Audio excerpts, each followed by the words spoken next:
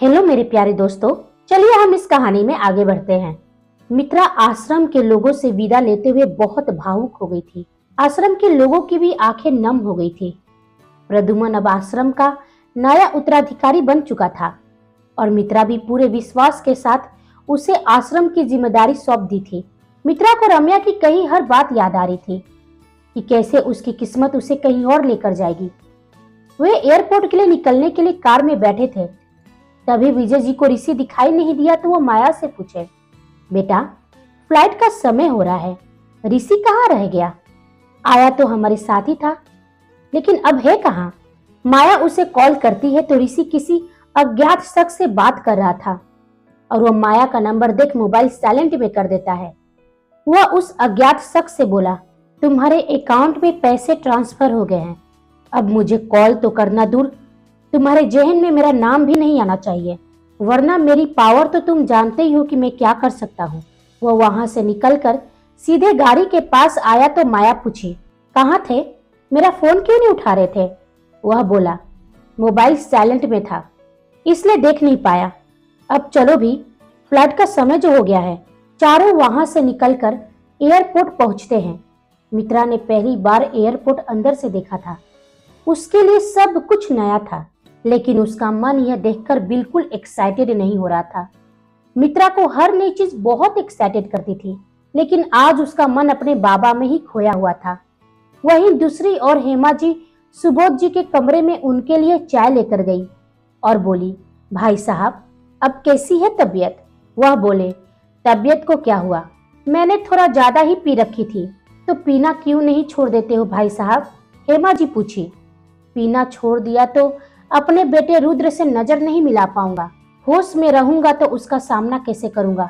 डरता हूं कि क्या जवाब दूंगा जब वह मुझे अपनी माँ को लेकर सवाल करेगा। उसके सवाल से बचने के लिए ही तो पीता हूँ। इसी बहाने वो मुझसे थोड़ा बात तो करता है, भले बात कम, मुझे भला बुरा ज्यादा कहता है। बाहर दरवाजे के सामने खड़ा रुद्र अपने पिता की बातें सुन रहा था। उनकी बातें सुनकर वो भी इमोशनल हो रहा था, लेकिन अपने चेहरे पर उसका भाव आने तक नहीं दिया। दरअसल रुद्र अपने ऑफिस के लिए निकल ही रहा था, लेकिन सुबोध जी की आवाज सुनकर वह उनके दरवाजे के पास ही रुक गया। अब उसे ज्यादा देर रुका नहीं गया तो वह बाहर निकलने के लिए आगे बढ़ा ही था कि देविका ने पीछे से टोका, रुद्र रुको। वह रुक जाता है। यदि तुम्हारे पास समय हो तो क्या मैं तुमसे कुछ कह सकती हूँ? रुद्र ने कहा, भाभी मैं आपको कितनी बार कहा हूं कि आपको मुझसे बात करने के लिए इजाजत लेने की जरूरत नहीं है। मैं हमेशा आपकी बात सुनने के लिए फ्री ही हूँ। बोलिए क्या बात करनी है? वह बोली, आरव का बर्थडे आ रहा है, वो बहुत एक्साइटेड है। मैं सोच रही हूँ कि यदि तुम कहो तो घर में एक पार्टी हो जाए। क्या अपने बेटे का बर्थडे को सेलिब्रेट करने के लिए तुम्हें मिस्टर रुद्र प्रताप सिंह की इजाजत लेनी होगी? अर्जुन ने कहा तो रुद्र टेढ़ी मुस्कान मुस्कुराते हुए बोला, बिल्कुल नहीं। आरव रुद्र प्रताप सिंह का भतीजा है। उसके स्कूल में उसके बाप को कोई जाने या ना जाने, लेकिन उसके चाचा को सब जानते हैं। उसके स्कूल को सबसे ज्यादा डोनेशन देने वाला भी सिंह ग्रुप ऑफ कंपनी ही है। इसलिए भाभी मुझे कोई एतराज नहीं है। आरव के लिए जो भी अच्छा लगे आप कर सकती हैं। मुझसे कुछ भी पूछने की जरूरत नहीं है। आपको जो ठीक लगे कीजिए। अब मुझे निकलना चाहिए। देविका ने खामोशी में सिर हिलाया तो रुद्र अपने एटीट्यूड के साथ बाहर निकल गया। अर्जुन गुस्से से देविका से पूछा, वाओ देविका, मुझे नीचा दिखाने का एक मौका तक नहीं छोड़ती हो, खासकर अपने देवर के सामने। जो बात तुम्हें मुझसे पूछनी चाहिए थी वह बात तुम अपने देवर से पूछती हो। क्यों, क्या मैं मर गया हूँ? पूछते हुए अर्जुन की बातों में नमी आ गई थी। देविका ने कहा, भगवान करे कि आपको लंबी उम्र दे, लेकिन जब मुझे आपकी जरूरत थी तब आप नहीं, मुझे मेरा देवर ने ही संभाला। उस समय यह आपका गुस्सा, आपकी शिकायतें कहाँ थी? और आज मुझे आपकी जरूरत नहीं है तो आज आप मुझसे सवाल कर रहे हो? उसकी बात सुनकर अर्जुन खामोश हो गया तो गायत्री जी बोल पड़ी, क्या होगा इस घर का? जब देखो तुम दोनों लड़ते रहते हो। अरे एक बार आरव के बारे में तो सोच लिया करो। वो अपने माँ बाप को ऐसे लड़ते हुए देखेगा तो क्या उस पर गुजरेगी? रोज रोज का यही तमाशा है। अर्जुन बेटा, कम से कम तुम ही चुप हो जाया करो। हर बात पर बहस करना जरूरी होता है क्या? और बेटा, क्या फर्क पड़ता है कि देविका तुमसे पूछे या रुद्र से? आरव के लिए तो तुम दोनों एक समान हो। और रुद्र की बातों को दिल पर क्यों लगाते हो? वो तो हमेशा से ही ऐसा रहा है। तुम्हें चिढ़ाने में उसे मजा आता है। अर्जुन बोला, सही कहा दादी, लेकिन अब वक्त बदल गया है। कभी उसे भी समझा दिया कीजिए कि छोटा मैं नहीं हूँ, छोटा हुआ है तो छोटे की तरह ही रहे। उसकी बात सुन गायत्री जी अपने मन में सोचती है, हे प्रभु, इस घर में कब शांति आएगी? दोनों भाइयों में फिर से एक बार प्यार लौट जाए तो फिर सब कुछ ठीक हो जाएगा। मित्रा बिजनेस क्लास में जब एंटर करती है तो उसे देख अपने मन में सोचती है, लगता है ये लोग बहुत पैसे वाले हैं। हम तो बिजनेस क्लास का बस नाम ही सुने थे, सोचे नहीं थे कि कभी सफर भी करेंगे। लेकिन अच्छा ही होता कि यह सफर हमें कभी ना करना पड़ता। दिल हमारा कितना जोरों से धड़क रहा है। अपना देश, अपने लोग सभी हमसे छूट रहे हैं। सब कुछ हमारे लिए एक पहेली है। हमारी किस्मत अचानक हमारे साथ दगा कैसे कर गई? बाबा के मुख पर हमने कभी कोई चिंता न देखा, ना ही कोई दर्द, ना ही कोई तकलीफ। हमेशा वो मुस्कुराते थे। हमें अभी भी यकीन नहीं हो रहा है कि वो हमारे साथ नहीं रहे। वो हमेशा के लिए हमें अकेले छोड़कर चले गए हैं। सोचते सोचते मित्रा की आंखें भर आती थी। दूसरी ओर रोहन को देख रुद्र ने पूछा, क्या हुआ रोहन, तुम्हारे चेहरे का रंग क्यों उड़ गया है? खबर ही ऐसी है रुद्र, रोहन ने कहा। क्यों, लड़कियां मिल गई ना? हाँ, बाकी की लड़कियां मिल गई है, लेकिन एक लड़की की डेथ हो गई है। वह महज 12-13 साल की थी। रोहन के कहते ही रुद्र की आंखें गुस्से से लाल हो गई थी। वो अपनी मुट्ठी भींच लेता है। उसका चेहरा गुस्से में बहुत डेंजर लग रहा था। वह पूछा, क्या, कैसे हुआ, किसने किया?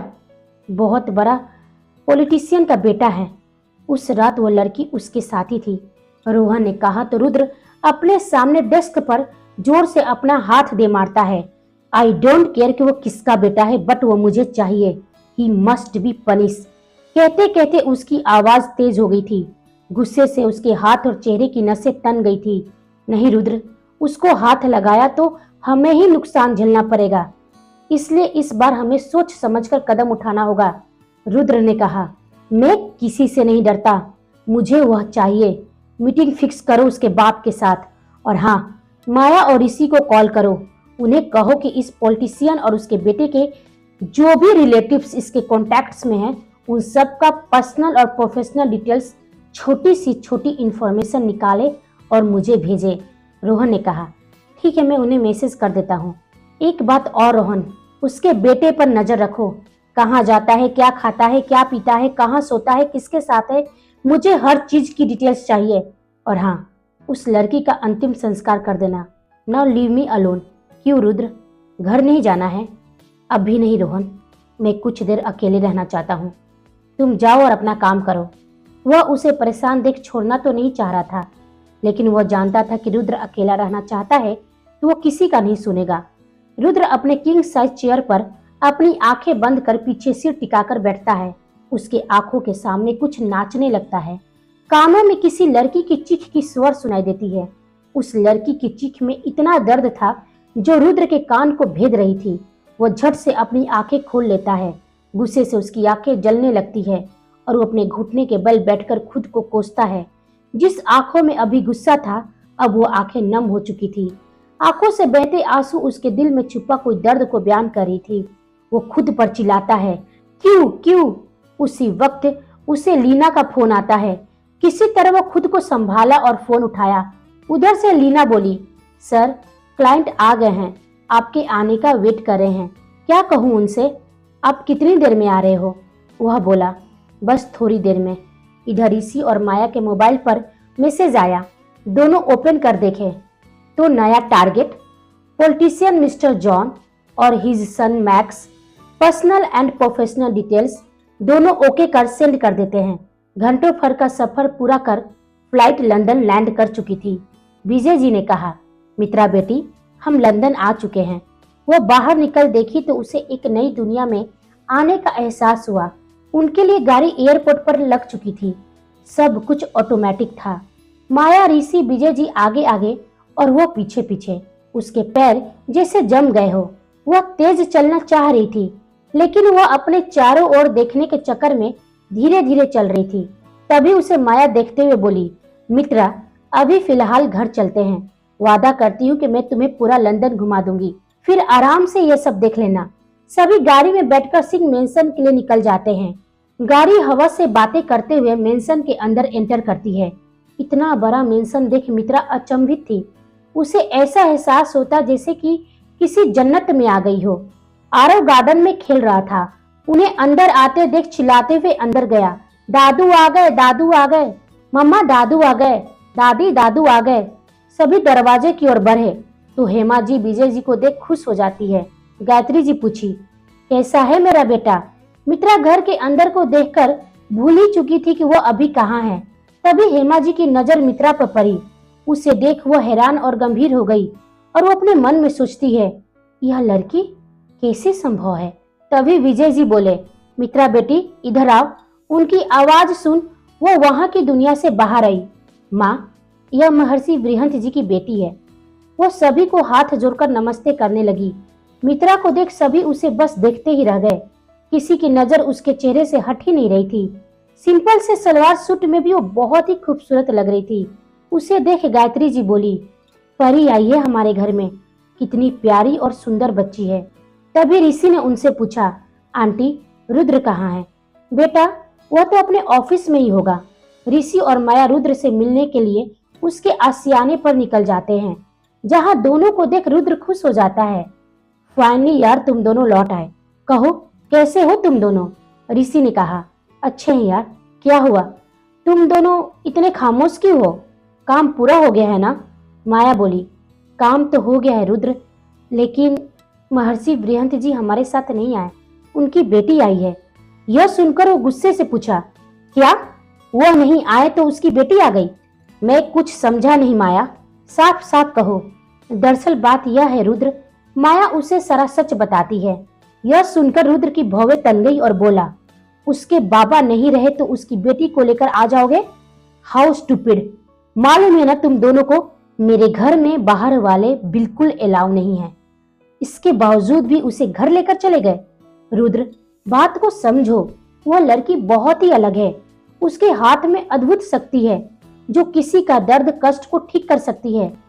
और उसके बाबा के ना रहने की वजह भी हम हैं। उसे हमारी जरूरत थी और उसका हमें। सटअप माया, दलीलें देना बंद करो। मुझे कोई नहीं चाहिए, खासकर कोई लड़की तो बिल्कुल नहीं। रुद्र गुस्से में बोला, उसके बाबा नहीं रहे तो उसे भी वहीं छोड़ देते। मुझे किसी की जरूरत नहीं थी, लेकिन तुम दोनों ने गलती कर दी उसे यहाँ लाकर। मैं अभी उसे घर से निकालूंगा। ऐसा मत करो रुद्र। वो कहाँ जाएगी? माया ने पूछा। आई डोंट केयर, यह मेरी रिस्पॉन्सिबिलिटी नहीं है। जहां से आई है वहां उसे छोड़ने की जिम्मेदारी अब तुम दोनों की है। मित्रा वहीं चुपचाप सोफे पर बैठी थी। उसे हर कोई अजनबी जैसा फील हो रहा था। गायत्री जी और घर के हेल्पर की नजर तो उस पर से हट ही नहीं रही थी। वहीं देविका अपने मन में सोचती है, पता नहीं रुद्र अब इसके साथ क्या करेगा। चाचा जी इसके नेचर से वाकिफ थे, फिर ऐसी गलती क्यों कर दी? इसे यहाँ लेकर क्यों आ गए? गुस्से से रुद्र घर के अंदर आता है और सभी को आवाज देते हुए कहता है, कहाँ है वो लड़की? उसको गुस्से में देख सबकी हालत खराब हो रही थी। उसकी कड़क आवाज सुन मित्रा भी डर गई थी। वह उसे देखने की कोशिश करने लगी, लेकिन उसके सामने देविका खड़ी थी, जिसकी वजह से वह रुद्र को देख नहीं पा रही थी। तभी विजय जी बोले, शांत हो जाओ रुद्र, तुम इतने गुस्से में क्यों हो? रुद्र ने कहा, आप मेरे गुस्से की वजह जानते हो चाचा, फिर भी सवाल कर रहे हो? और वह फिर पूछा, वह लड़की कहाँ है भाभी? देविका मित्रा के सामने से हट गई। पहली बार रुद्र और मित्रा की नजरें टकरा गई थी। मित्रा की बड़ी और बुरी आंखों में देखकर वह कहीं खो सा गया था। उसकी खूबसूरती और मासूमियत कहीं न कहीं रुद्र के दिल की तार को छेड़ दिया था। लेकिन वह खुद को झटका और मित्रा को देख मुस्कुराते हुए बोला, यह ठीक करेगी क्या चाचा? कोई और नहीं मिला आपको? जिस उम्र में बच्चे कॉलेज जाते हैं उस उम्र में यह डॉक्टर बन गई है। एक बच्ची को आप डॉक्टर समझकर यहाँ लाए हो। अपने बारे में मित्रा को यह बात सुनकर बहुत अपमानित महसूस हुआ। वह उठ खड़ी हुई और बहुत हिम्मत से बोली, हम बच्ची नहीं हैं, हम 20 साल के हैं और एडल्ट है। उसकी मधुर आवाज सभी के कानों में शहद जैसा मिठास घोल रहा था। जब से वह यहाँ आई थी उसकी आवाज पहली बार सभी ने सुना था। क्या कहा आपने? क्या हम बच्चे दिखते हैं? जब से आए हैं तब से आप हमारा अपमान किए जा रहे हैं। माना कि हम डॉक्टर नहीं हैं, ना ही हमारे पास कोई ऑथराइज्ड डिग्री है, लेकिन फिर भी हम आपके पेशेंट को ठीक कर सकते हैं और हम इस बात की गारंटी लेते हैं। समझे मिस्टर? मित्रा उसकी आंखों में देखते हुए एक साथ में अपनी सारी बातें कह दी। घर वाले शौक में थे। आज तक रुद्र से घर हो या बाहर, इस तरह से उसकी आंखों में देखते हुए किसी की हिम्मत नहीं होती थी कुछ कहने की। लेकिन मित्रा की हिम्मत देख सभी को रुद्र के रिएक्शन का इंतजार था। सभी की सांसें अटकी हुई थी। लड़की, तुम्हें अंदाजा भी नहीं है कि अभी इस वक्त तुम्हारे साथ क्या हो सकता है। तुम्हारी हिम्मत कैसे हुई मुझसे ऐसी बात करने की? तुम जानती नहीं हो कि मैं कौन हूँ। विजय जी कुछ बोलना चाह रहे थे, लेकिन रुद्र अपना हाथ दिखा उन्हें बोलने से रोक देता है। तभी मित्रा बोली, हमारा नाम मित्रा है, ये लड़की नहीं। दूसरी बात, नहीं जानते हैं आपको। और तीसरी और आखिरी, हम आपके यह बड़ी बड़ी नीली गुस्सेली आंखों से नहीं डरते हैं। जानते हैं क्यों? क्योंकि माया ने हमारी सुरक्षा की गारंटी ली है। अपने बारे में सुनकर माया की तो सांसें ही रुक गई थी। रुद्र के साथ साथ सभी घर वाले की नजरें माया पर जाती थी। वह कसकर अपनी आंखें बंद कर लेती है और मन में बोली, क्या आफत है, अब तो रुद्र मुझे भी नहीं छोड़ने वाला है।